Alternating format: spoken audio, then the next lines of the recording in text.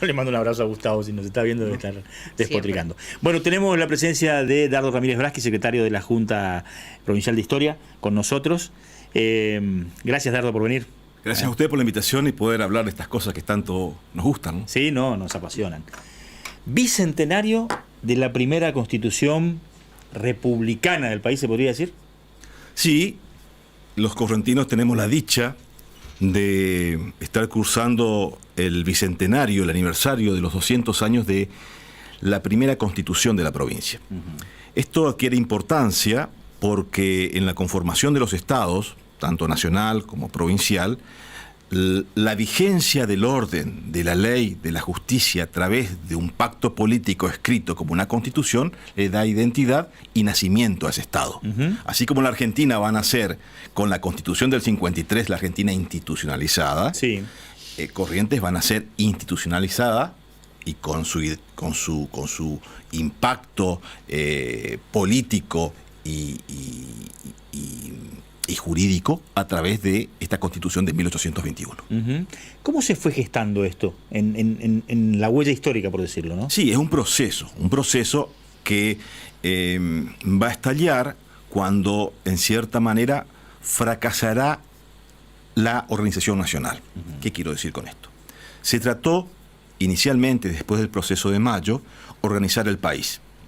Organizar desde la centralidad, razón por la cual, en forma primitiva, la Asamblea del año 13, luego el Congreso de Tucumán, luego una Constitución Nacional que fue rechazada por las provincias en 1819, que establecía una centralidad del poder, quitándole potestad soberana a las provincias. Era el concepto de la hermana mayor, ¿no?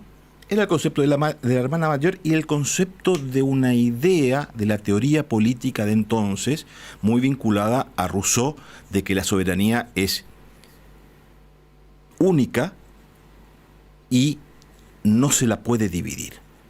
La soberanía, decía Rousseau, es indivisible. Al no poder dividirse la soberanía, hay un solo poder político. Entonces, los hombres de la Asamblea del año 13 y del Congreso de Tucumán decían, no, existe la soberanía del pueblo, no de los pueblos.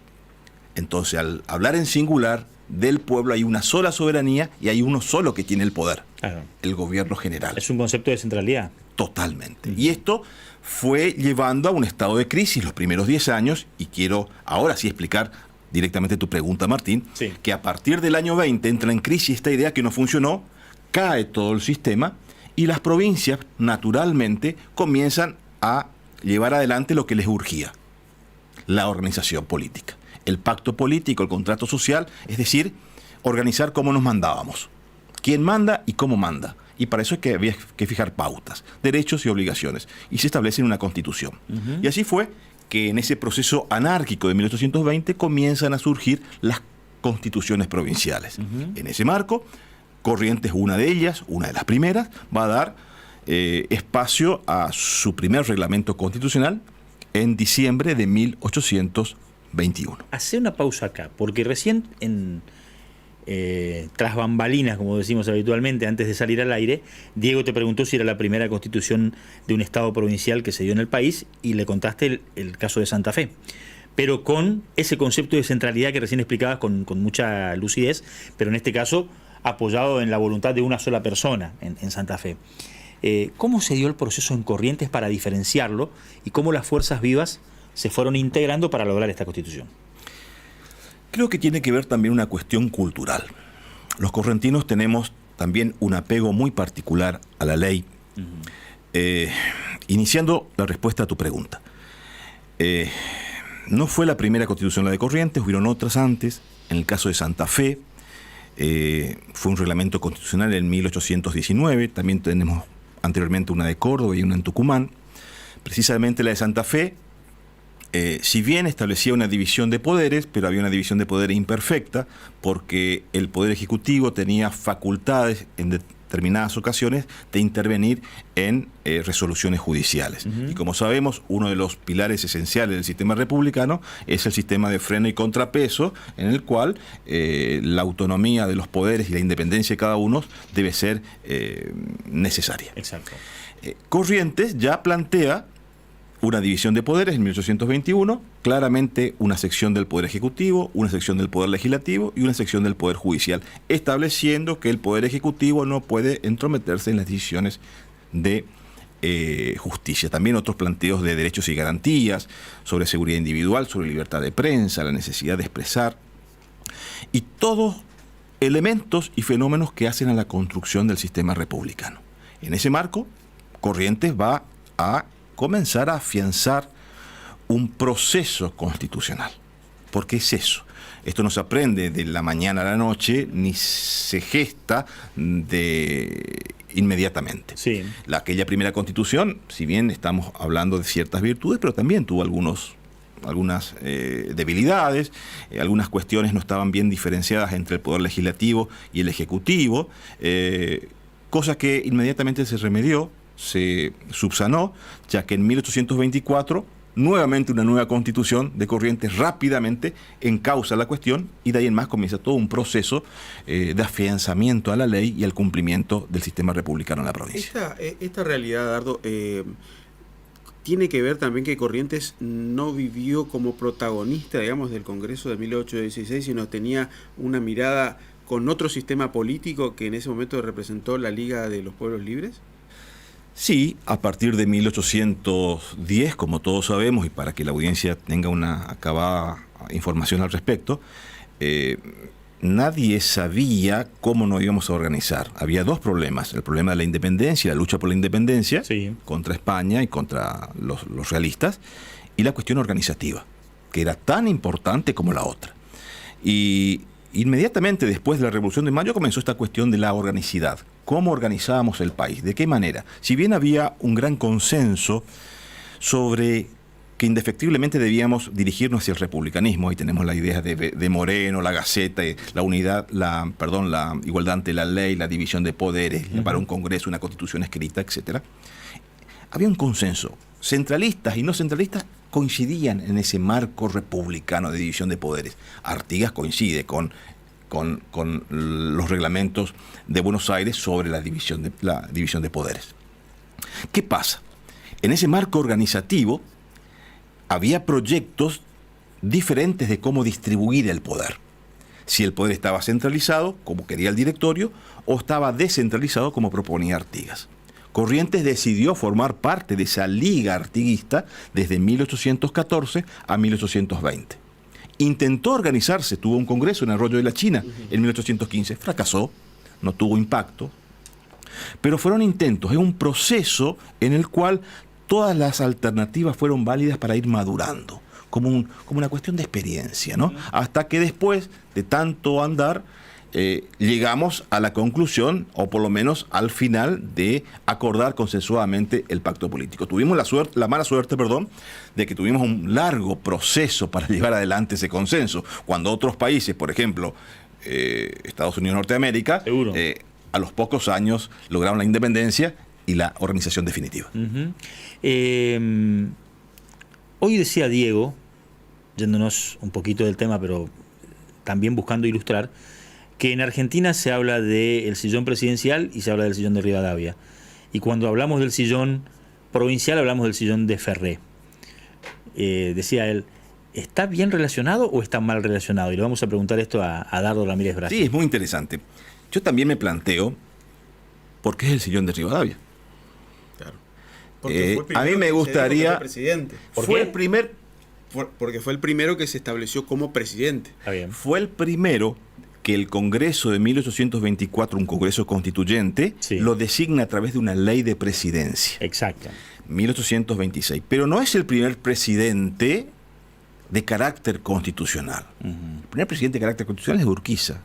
Y si queremos hilar más fino, el primer presidente con la Argentina unida después de todo el marco... Y con más legitimidad. Con más legitimidad es Santiago Derqui. Entonces, que reposa sus restos en la Iglesia de la Cruz, y los correntinos lo tenemos acá en su mausoleo. Entonces, es muy relativo esto, pero me parece bueno como disparador. Sí. Y sí, entre los correntinos tenemos el primer gobernador constitucional ha sido Fernández Blanco, el segundo ha sido Ferré.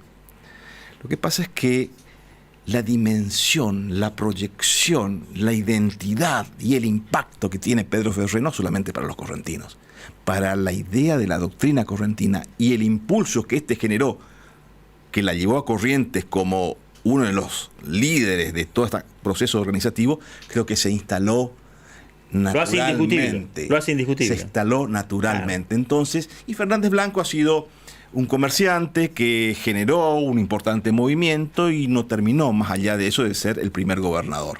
Pero la proyección, la lucidez, el impacto y la relevancia nacional que alcanzó Pedro Ferré a nivel de nuestra nacionalidad ha sido importante, que todavía le debemos. Termino con esto y pongo ahí un planteo y tal vez una queja. Sí. Todavía le debemos un monumento como debe tenerlo. Está bueno. Ahora, la historia es muy apasionante, es interesante y generalmente dicen algunos que es el estudio de los hechos colectivos trascendentes del pasado y la historia que van dejando, la enseñanza que dejan, ¿no? Uno ve, por ejemplo, en Estados Unidos que la dimensión presidencial de los presidentes grandes de la historia está reservada para Thomas Jefferson, para Abraham Lincoln, para John Fitzgerald Kennedy, para, bueno, Franklin Delano Roosevelt, porque enfrentó la crisis del 30 y después la Segunda Guerra Mundial, o George Washington organizacionalmente, ¿no? Ahora, yo le pasé un video a Nico de un recordatorio que ustedes hacen de Caguazú, en Chavarría. A mí me conmueve ver cómo los testarudos de la historia, y lo de testarudos lo digo sin mala intención, sino fundamentalmente viendo el tesón de ustedes por refrescar algunas cosas que son identitarias nuestras. Ahí está el video en Chavarría de la gente que quiere recordar esa gesta correntina. Yo creo que debería desafiar a más integrantes de nuestra comunidad para reconocer a un hombre que quizás por no ser un correntino nativo no está tan reconocido en nuestra historia, pero que ha sido fundamental, como es el general Paz. Porque el general Paz, yo le comentaba esto a Diego, y Diego también en algún momento ya se encargó de ver esto a través de YouTube o a través de algún documental, es reconocido hasta por la Academia de Estrategia Militar de West Point en los Estados Unidos. Correcto. Como un genio de la guerra. Correcto. Con una batalla que se libró en suelo correntino. Exacto. Porque no por su vida militar, sí, sino por esta batalla. Por esto, porque Caguazú trascendió el propio Paz en su vida militar estratégica por Caguazú, no por toda su vida militar. Sin llevar, sin que esto sea un hecho aislado, concatenando con lo que decía recién Dardo, con una figura política importante, que fue quien lo convoca y quien arma, digamos, o lo insta a Paz a armar ese ejército con los despojos que quedó de Pago Largo. Que era nada más y nada menos que Pedro Ferré. Por eso. Sí, Corrientes desde 1839 va a encontrar en la figura de Paz a alguien que va a reincursar militarmente aquellos fracasos, entre comillas. Sí. Primero con la primera cuestión, la primera derrota con Pago Largo, que no ha costado tanto, en 1839. Al año siguiente, en el 40, se lo convoca a Juan Lavalle, que arma su ejército acá de correntinos, pero su objetivo no era la defensa de Corrientes, sino se va de Corrientes, lleva a los correntinos y hace toda la campaña del norte con los correntinos que los fueron más fieles. Los correntinos fueron los que hicieron toda la campaña y cuando lo matan, lo llevan, su cuerpo, lo vacían y lo siguen custodiando hasta el Alto Perú. Y son los correntinos que van a hacer la travesía del Chaco. Van a atravesar el Chaco inhóspito después de aquella aventura. Llegarán al puerto de Corrientes, lo recibirá con todos los honores Pedro Ferré en 1841, a mediados de 1841. Le paga 2 sueldos, que se le debía 2 meses de sueldos, nada más, se le paga y van inmediatamente a alistarse al ejército de Paz. Y se incorporan en Villanueva y van a luchar en Caguazú. Esa es la cuestión apoteótica de la heroicidad de los correntinos. Es decir, hicieron todo ese recorrido que recorrieron el país. Y lejos del descanso, inmediatamente se incorporan de vuelta al ejército. Y como dijo, y me trae a la memoria una frase magnífica, ¿no?, de Carlos Pellegrini, que era senador de la Nación, y en el momento de la disputa por los territorios de Misiones dijo una frase que es magnífica y creo que pinta la historia de Corrientes. Debemos homenajear siempre a Corrientes, decía Pellegrini, porque los huesos de los correntinos blanquean por todos los campos de la República, en defensa de la libertad y del federalismo. Eso dijo Carlos Pellegrini. No por nada, una de las principales calles de nuestra ciudad se llama Carlos Pellegrini. Aparte es uno de los grandes presidentes argentinos. Uno de los más grandes, sin duda alguna. Sí, sin duda, es fundacional.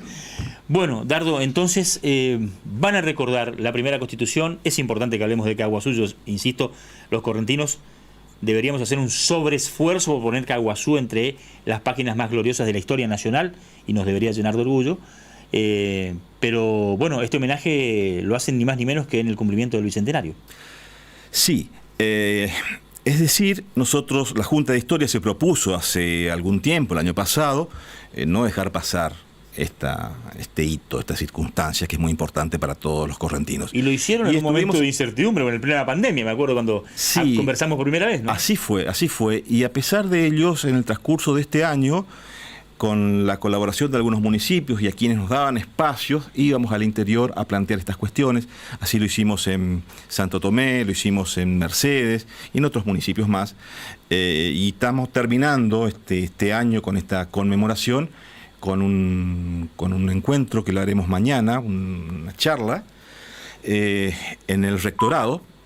Justamente se inicia el mes de la universidad, razón por la cual la municipalidad, la Junta de Historia y el rectorado llevan adelante esta conmemoración, en el cual vamos a tener las palabras conmemorativas, tanto el doctor Jorge Enrique de Niri y quien les habla, y va a haber una sorpresa que va a ser la exposición de la Constitución original, cuyo fondo se encuentra en el Archivo General de la Provincia de Corrientes, la Constitución, la cual va a estar cobijada y nos prometieron la custodia de los cazadores correntinos de la Constitución.